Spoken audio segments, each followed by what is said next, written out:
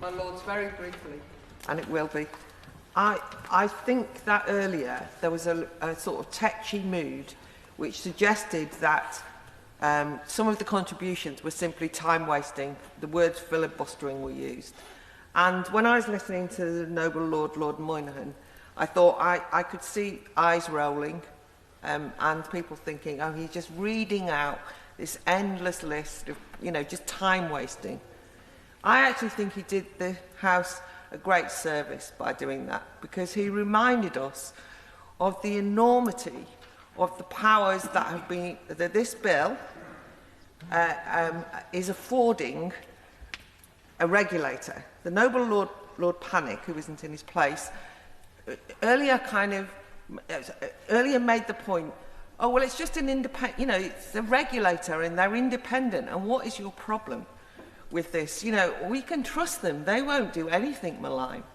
But actually this House and Parliament are telling that independent regulator what powers they have.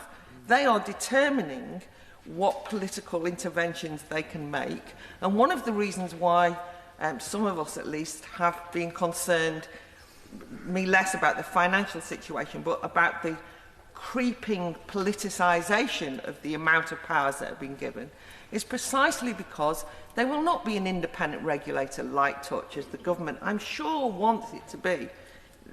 That list, therefore, was very important. So, I do think that it is our responsibility to make sure that no unintended consequences come from this bill. That's the first thing.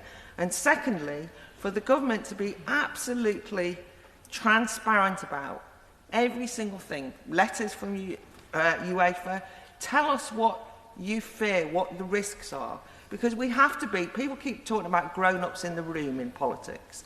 If we're going to be grown-ups, we want to know quite straightforwardly what this bill risks. Because, finally, this idea that the only opposition to this bill are for people who are ideologically opposed to regulation per se is actually malign. It's not true. Some people are, maybe, but it's actually because of football that we need to know these things. That's all.